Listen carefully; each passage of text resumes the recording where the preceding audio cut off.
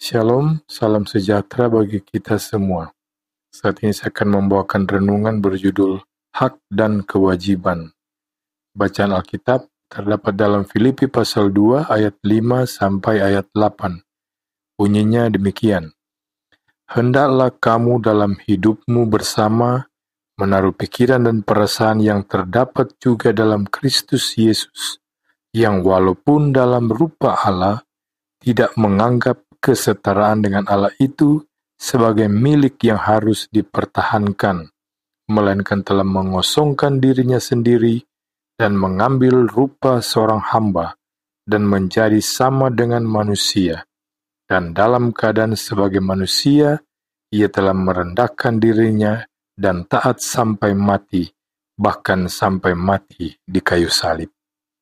Saudara-saudara, saudara ingat perumpamaan Tuhan Yesus tentang si anak yang hilang. Ini boleh kita baca dalam Lukas pasal 15 ayat 11 sampai ayat 32. Si anak bungsu berkata kepada ayahnya, "Bapak, berikanlah kepadaku bagian harta milik kita yang menjadi hakku." Dan sang bapak memberikannya. Sampai di sini tidak ada yang salah dengan si bungsu. Toh setiap orang wajar menuntut haknya. Itu sah-sah saja. Justru yang berbahaya kalau seseorang itu tidak mau peduli dengan haknya sendiri. Sikap demikian hanya akan menyuburkan kesewenangan. Seperti yang diutarakan oleh Paulo Freire, tokoh teologi pembebasan dari Amerika Latin, bahwa sikap masyarakat yang selalu pasrah membuat penguasa menindas dan sewenang-wenang. Pendidikan pertama-tama harus berupa penyadaran masyarakat akan hak-haknya. Lalu di mana letak kesalahan si bungsu? Pertama, ia hanya menuntut hak dan mengabaikan kewajibannya. Sikap demikian itu hanya akan menjadi sumber masalah. Dalam keluarga, sungguh ironis bila seorang suami cuma menuntut istrinya untuk tunduk, tetapi ia mengabaikan kewajibannya untuk mengasihi sang istri. Orang tua yang cuma menuntut anaknya untuk hormat, tetapi ia abaikan untuk tidak menyakiti hati anaknya. Atau di masyarakat, tidak kurang ironisnya, sekelompok orang yang berdemonstrasi menuntut haknya, tetapi pada saat bersamaan tanpa merasa salah, mereka melanggar hak orang lain. Misalnya dengan memacetkan lalu lintas, sopir kendaraan umum jelas akan rugi karena pendapatannya berkurang.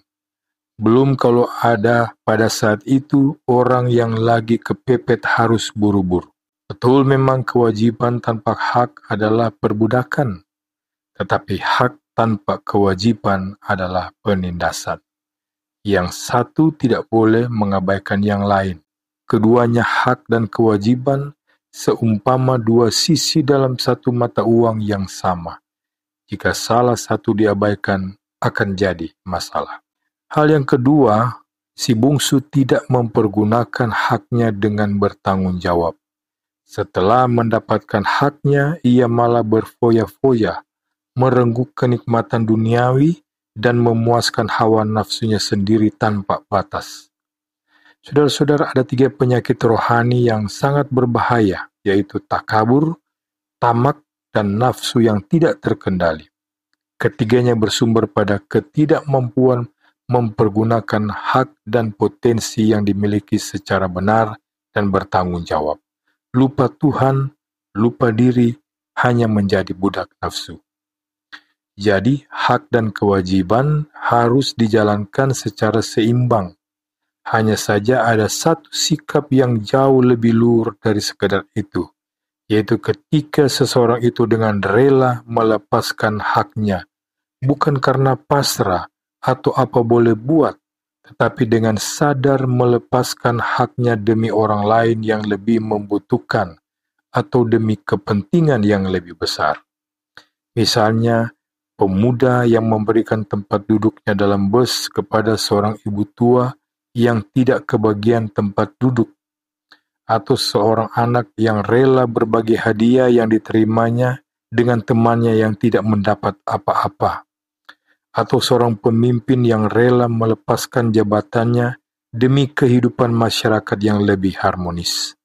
Dan bukankah ini pula yang diteladankan oleh Tuhan Yesus seperti apa yang dikatakan dalam Filipi 2 ayat 6-8, yang walaupun dalam rupa Allah tidak menganggap kesetaraan dengan Allah itu sebagai milik yang harus dipertahankan, melainkan telah mengosongkan dirinya sendiri dan mengambil rupa seorang hamba dan menjadi sama dengan manusia, dan dalam keadaan sebagai manusia, ia telah merendahkan dirinya dan taat sampai mati, bahkan sampai mati di kayu salib. Tuhan Yesus memberkati kita semua. Amin.